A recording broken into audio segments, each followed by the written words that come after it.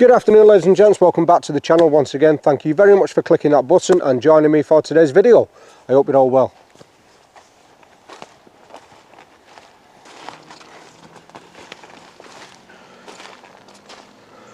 Now boys and girls, what would you say if I told you you could combine the awesome power of a traditional wood burning stove and camp kettle into one lightweight versatile package that will not only boil your water but cook your meals outdoors at the same time? Well, it's true, and it exists. In fact, it has been in existence since the 1890s. So ladies and gents, let me introduce you to the Kettle. Now to be honest, the Kettle needs no introduction. As I said, this has been around since the late 19th century. And it is probably one of the most original pieces of camp related gear you can add to your kit. It is also the original rocket stove. And in this video today guys, we are going to take an in-depth look at this awesome piece of kit. So stay tuned.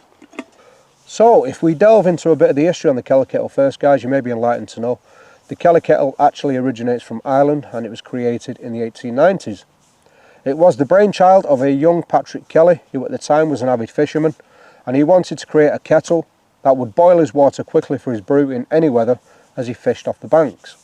So to prepare the kettle for use, what we're going to do first is remove the whistling bung, and then we're going to fill the kettle from our chosen water source via the spout to about 1/4 inch below the pouring spout.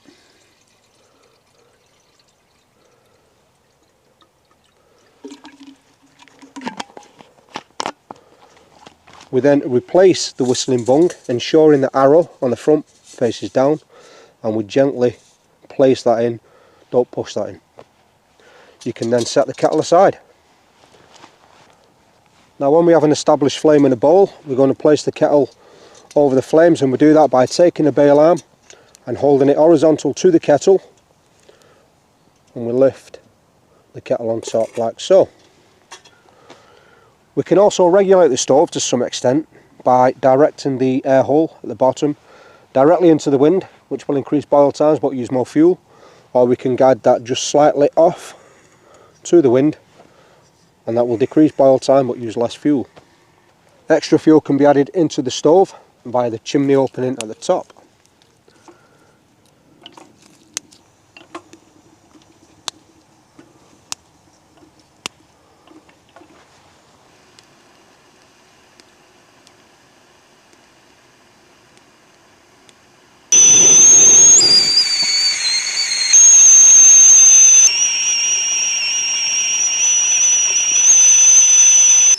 Once you hear that whistle guys, that is brew time. And now we remove the kettle from the bowl. Now is the reverse process of putting it on. I'm going to take the bail arm, hold it horizontal to the kettle and lift off.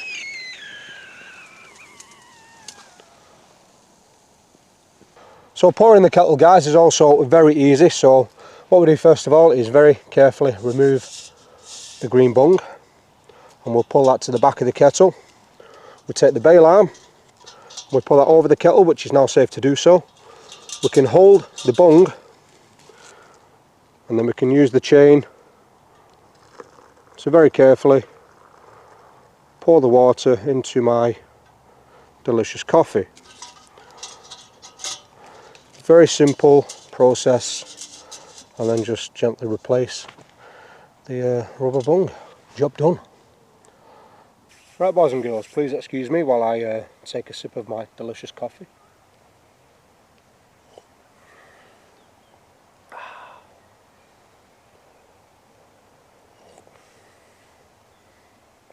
Right, so you can see how easy that process was from start to finish, and the Kettle performed well. But if we take a closer look now, and if we just take the kettle off and remove the pan, you'll see underneath the kettle is actually hollow, and this is what causes the chimney effect. So there are a couple of useful notes to adhere to when using the Kettle, and the more safety aspects more than anything. So first of all, the bung on the front of the kettle. This has had a couple of iterations over the years now. I believe the first one was cork, and then it went to an orange grommet stopper that had no ventilation, and this is the newly devised green whistling bung. It has been hammered home in the past to never press the bung into the kettle when in use. The worst case scenario, as the pressure builds in the kettle, That steam has nowhere to escape. The kettle could explode and your face could end up looking like a melted wax candle. Imagine that. Or don't. Maybe not. The green whistling bung is definitely a welcome safety feature and is probably more forgiving, though it is still advised not to press this firmly into the spout when the kettle is in use. Not so much for pressure release, more the fact of you have got a kettle full of scalding water and you don't want to be wrestling this, trying to get out the spout, which could cause burns. The second advisory safety precaution pertains to the bail arm. And for anyone that did not know the correct procedure of lifting this off the fire base, they would naturally take the bail arm and lift that over the chimney, which would cause probably horrific burns, and you will find yourself in the infirmary, or A&E for in the UK. So the main benefit of the kettle, guys, is it's an all-in-one system, and it takes care of all your boiling and cooking needs when outdoors, which means you can leave your traditional kettle at home, which eliminates weight in the pack. Now the Kelly kettle may be a bulkier system than other options out there, but where the stove more than makes up for that is the pure and simple design, the ingenuity and the sheer efficiency at which the stove uses freely available biomass fuel to bring water to a boil rapidly. It's also suitable for an abundance of applications including fishing, hunting, kayaking, emergency scenarios, bushcrafting and camping. And if you do find yourself lost in the wilderness, you can also use the Kelly kettle as a handy dandy megaphone. Hello there! Kelly kettle currently have 3 models of this kettle available in their lineup. And starting with my own personal kettle, this is the 1.2 litre Scout, and this comes in at 1 kilo.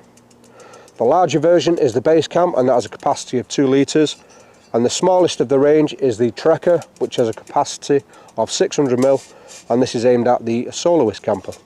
Now the Kelly kettle system can be purchased as a kit, which includes a lot of optional extras, but as you know, with anything extra it means extra weight, and to justify carrying that extra weight, them accessories need to offer the end user a significant amount of functionality.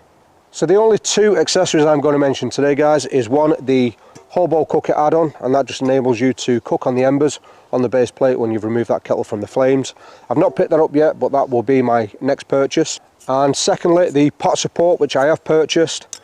This is very, very cheap, and it only comes in at 83 grams. This enables you to cook on top of the chimney while the water's being boiled. So maybe you've got rice or noodles or something like that. That just enables you to cook on top of the stove while your water's being boiled.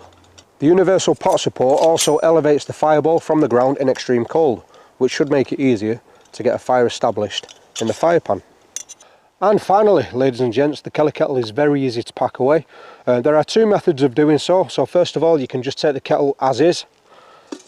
Any optional accessories will fit inside the burning pan, and the chimney can be placed over, and that can be stored away in the supplied vinyl bag, which isn't the best quality.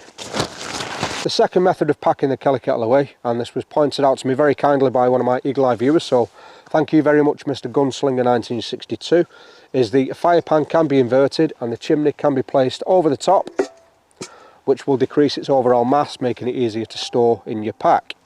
The only downside to this method is the pot support will not fit anywhere inside the chimney nor under the fire pan, although the hobo cooker will still fit underneath, so you're just going to have to store this in the supplied bag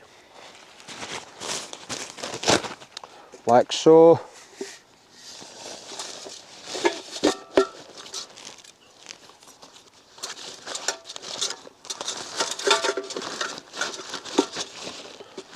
And both of them storage methods will allow you to store dry tinders inside the chimney ready for your next burn. And there we have it, guys. The Kelly kettle was designed with one purpose in mind, and that was to boil water rapidly in any weather conditions, which it does with a plum. I've really enjoyed using my Kelly kettle today, and I highly recommend you add one to your kit. So in the future, leave your kettle at home, just don't forget your cup. Just before we wrap this video up, guys, some awesome news. As you know, we was waiting on a custom knife being built from Graham at GT Knives, and that knife has now arrived to the channel, guys, and it is absolutely spectacular. Absolutely awesome craftsmanship. We're going to go over this in depth in next week's video. Now, we were only expecting the one knife from Graham, but he did turn up with optional extras of his own, and that included a awesome little necker and a fantastic little carving axe, which we're going to look at next week, so stay tuned to the channel for that. I would also once again like to extend my thanks to Mr. Stephen Abner for sending over the Kettle. I've really enjoyed using that today, and that is going to remain in my kit for the rest of my days now, so thank you very much for that. Awesome piece of kit. And that once again, folks, wraps up today's video. So I hope you enjoyed today's content. If you did, please leave a like on the video. I do look forward to conversing with you down in the comments section, but until next time, you stay safe, and as always, stay crafty. See you again, guys. Bye bye.